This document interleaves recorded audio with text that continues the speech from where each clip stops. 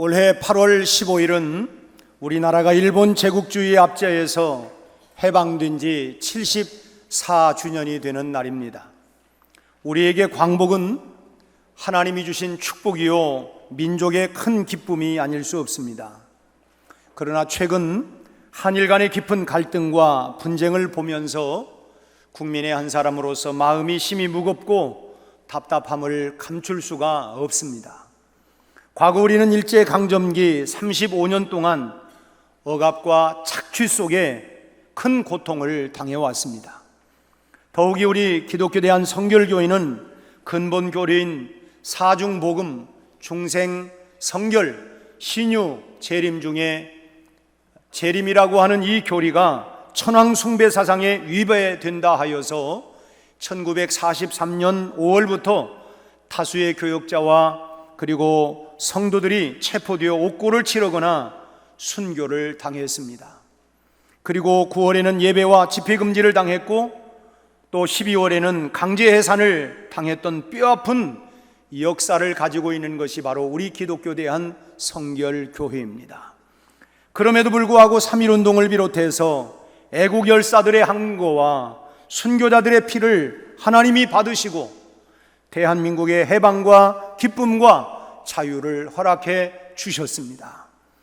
그런데 일본은 과거의 제국주의적인 침략과 찬탈 그리고 위안부와 강제징용 등의 문제에 대해서 사과를 하거나 용서를 구하기는커녕 한국을 화이트리스트에서 제외하며 한일 무역전쟁을 일으켜 심각한 경제적 위협과 불안을 조장하고 있습니다. 이런 상황에서 우리는 주님이 주셨던 마태복음 10장의 말씀처럼 참새 한 마리도 하나님이 허락하지 아니하시면 땅에 떨어지지 않는다라고 하신 말씀을 기억해야 할 것입니다. 실제로 우리는 반만년의 역사 가운데 수많은 이민족들의 침입과 도발을 하나님의 보호하심으로 그때마다 이겨나게 되었고 마침내 1945년 8월 15일 광복을 맞이하게 되었습니다. 또한 인내와 끈기 그리고 성실로 오늘의 대한민국을 이루어왔고 지금도 끊임없는 도전과 모험으로 새로운 미래를 개척해 나가고 있습니다. 이를 기억하며 우리는 하나님의 도우심과 인도하심을 구해야 할 것입니다. 특별히 우리는 기독교인으로서 국가와 민족을 위하는 자세를 가지고 오늘 예배의 자리, 기도의 자리, 하나님 앞에 엎드리는 이 자리에 모이게 되었습니다. 저는 오늘 말씀을 통해서 우리가 하나님의 음성을 듣고 하나님의 분명한 뜻을 깨달을 수 있기를 기대하면서 우리 모두가 다시금 하나님의 은혜로 희망과 회복의 땅으로 나아가는 귀한 이 아침이 되기를 주의 이름으로 축복합니다. 오늘 말씀에서 하나님은 우리에게 기억하라고 하는 말씀을 반복적으로 하고 있습니다. 도대체 우리에게 무엇을 기억하라고 하시는 말씀일까? 첫째로는 하나님은 당신의 백성에게 항상 기적의 하나님이셨다라고 하는 것을 기억하라는 것입니다. 우리가 믿는 하나님이 어떤 하나님인가? 한번 따라서 하겠습니다. 기적의 하나님이시다. 우리 하나님은 기적을 일으키시는 하나님이라고 하는 사실을 분명하게 기억하라는 것입니다. 신명기 7장의 내용은 가나안 땅을 바라보는 이스라엘 백성들에게 이방인들과 절대로 섞지 말아라 이런 권고를 하고 있는 내용입니다.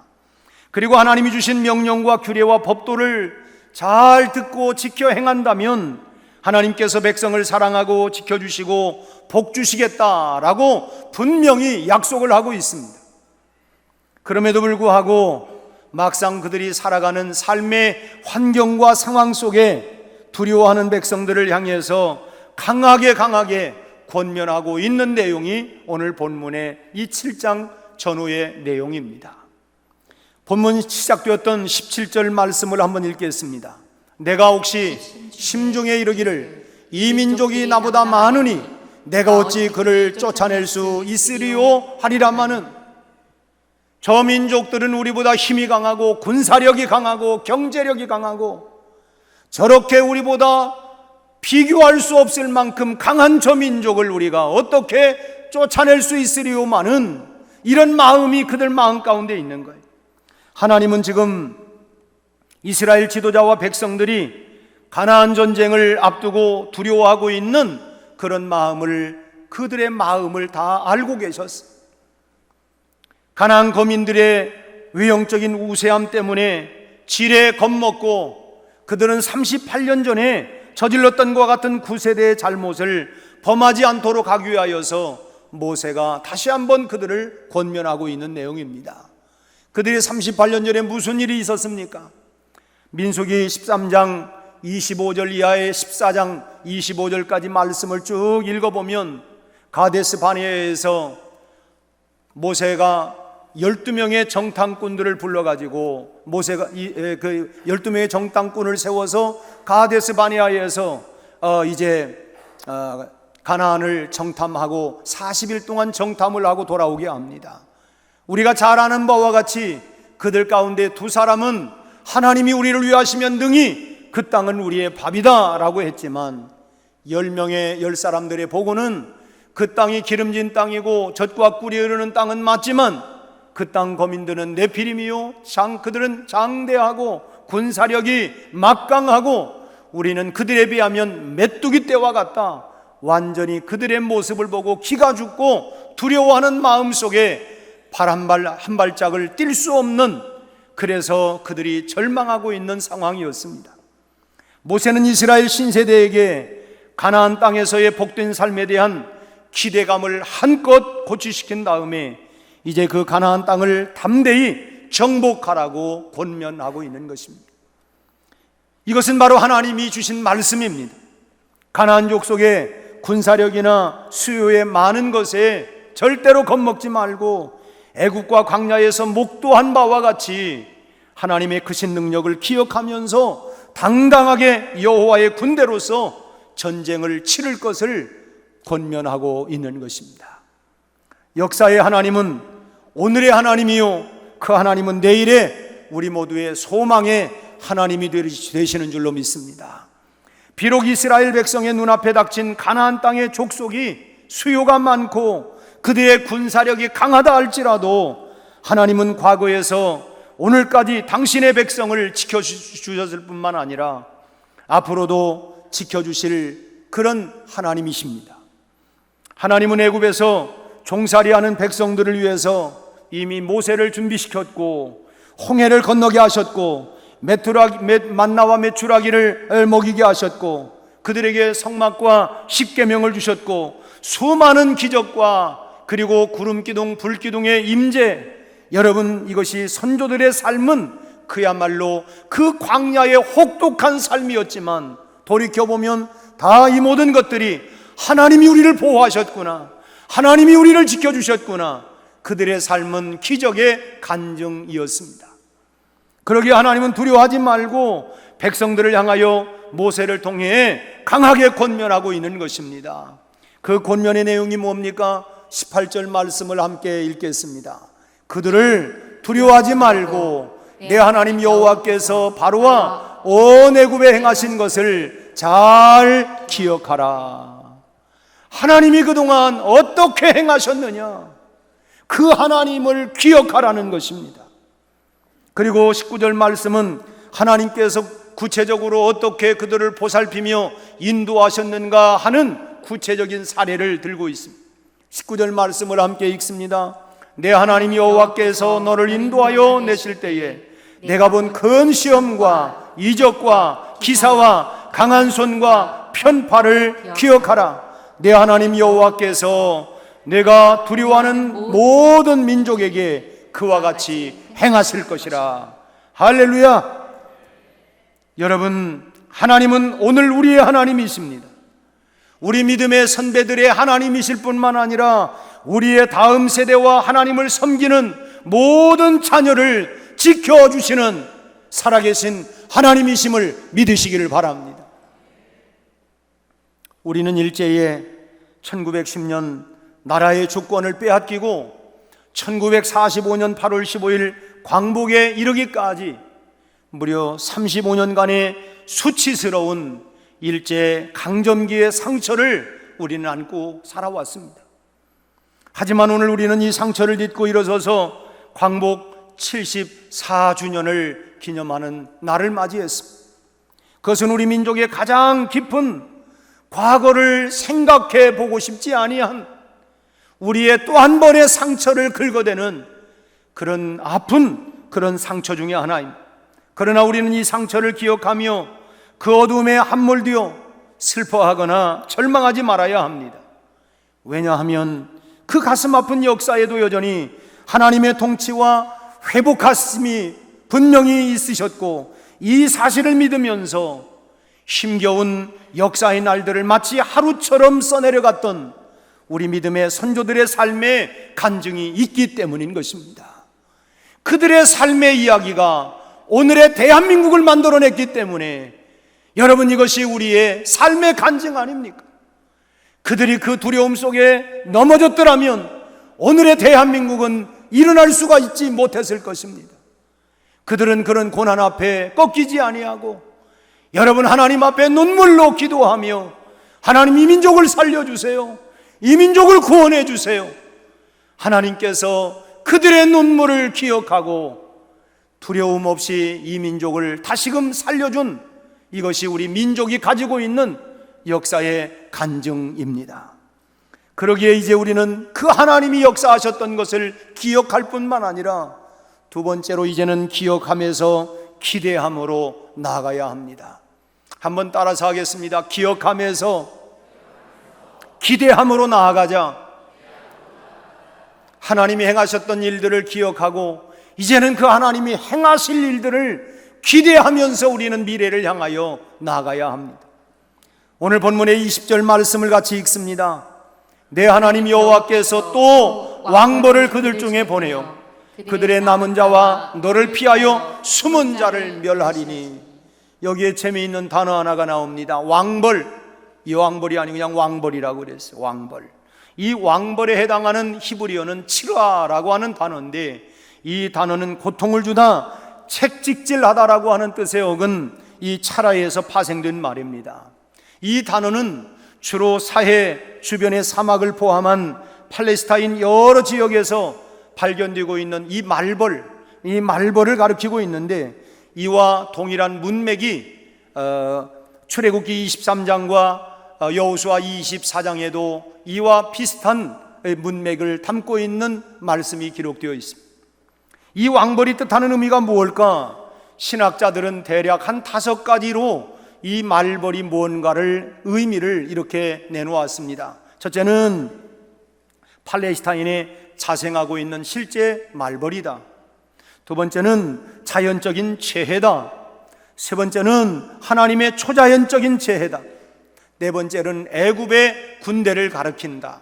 다섯 번째는 가나안 족속에 심겨진 공포심이다. 그들의 두려움, 공포심이다.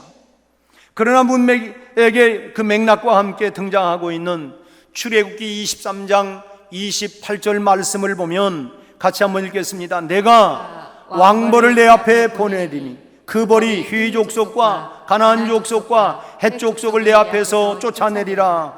이 가나안 족속, 휘 족속, 헷 족속을 누가? 왕벌을 하나님이 보내서 그들을 쫓아내버리겠다. 그리고 또한 여호수아 24장 12절 말씀을 또 보겠습니다. 내가 왕벌을 너희 앞에 보내어 그 아모리 족속 두 왕을 너희 앞에서 쫓아내겠다. 아모리 족속의 두 왕을 뭐가? 하나님이 왕벌을 보내서 쫓아내겠다.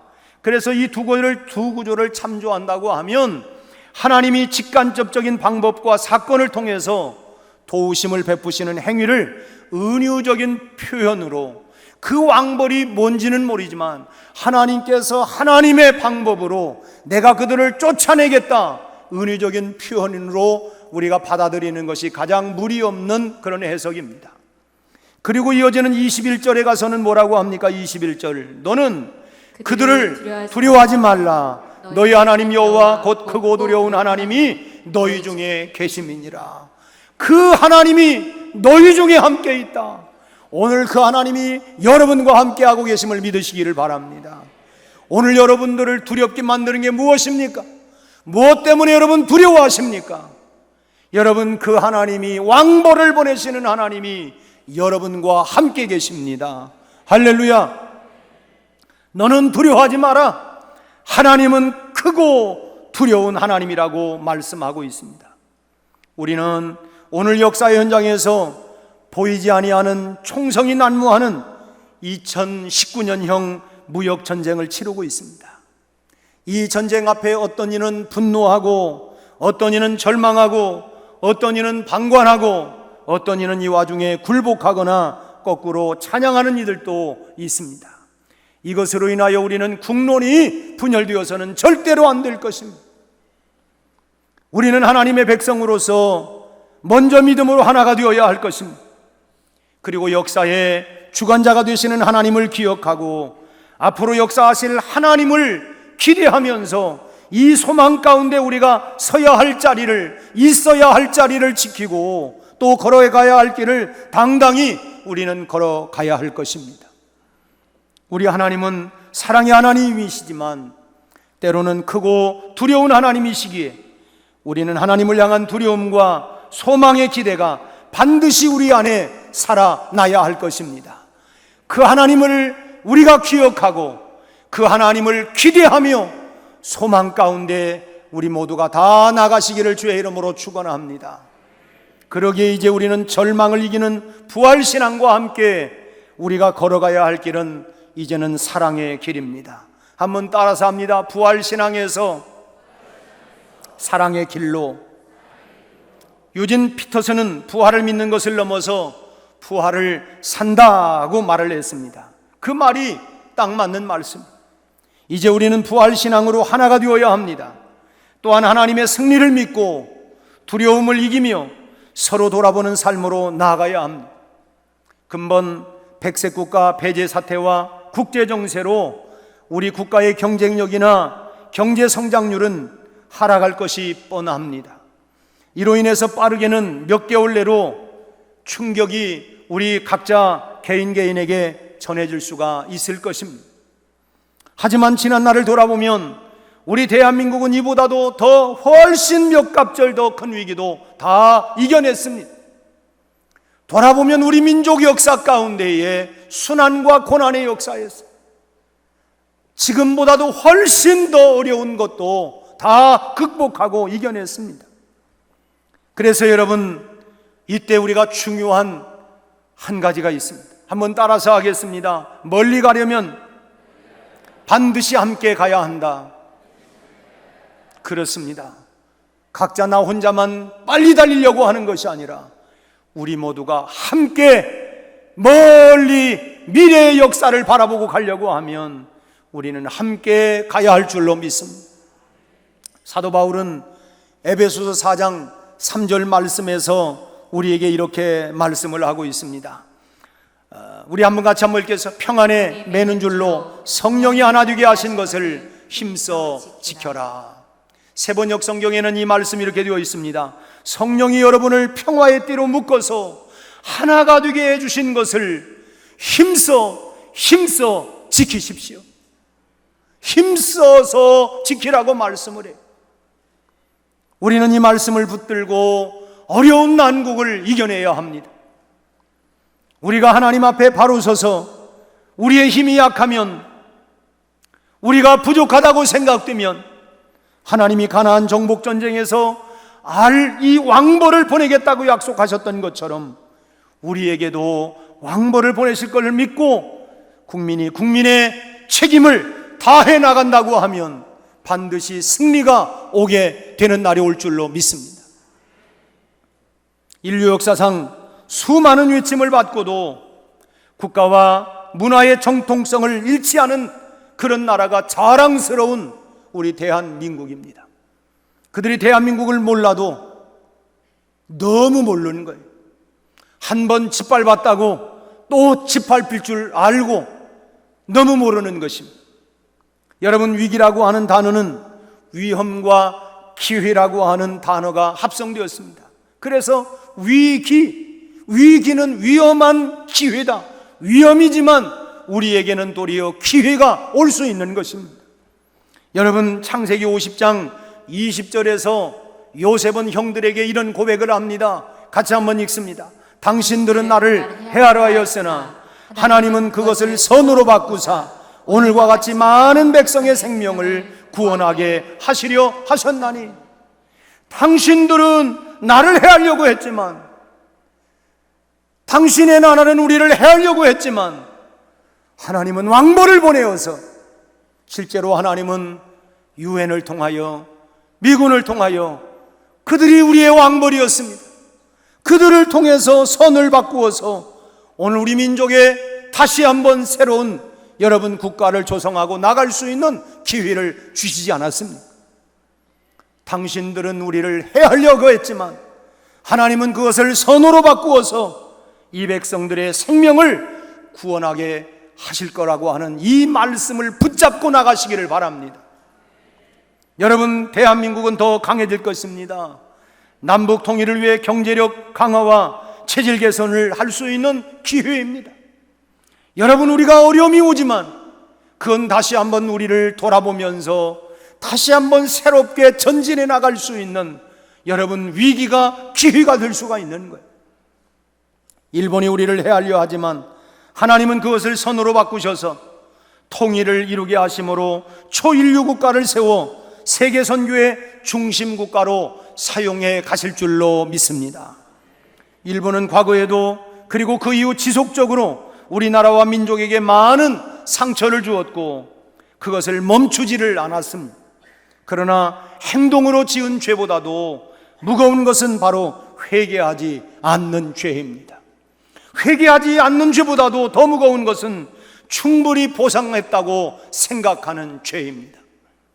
하나님 앞에 우리도 마찬가지입니다. 사랑하는 여러분, 우리의 죄를 회개하며 국가와 민족을 위해 한 주간 눈물로 주님 앞에 무릎 꿇는 회개와 결단의 그런 기회를 우리 모두가 갖게 되기를 바랍니다. 하나님께서 우리 민족에게 다시 한번 기회를 주실 줄로 저는 확신합니다.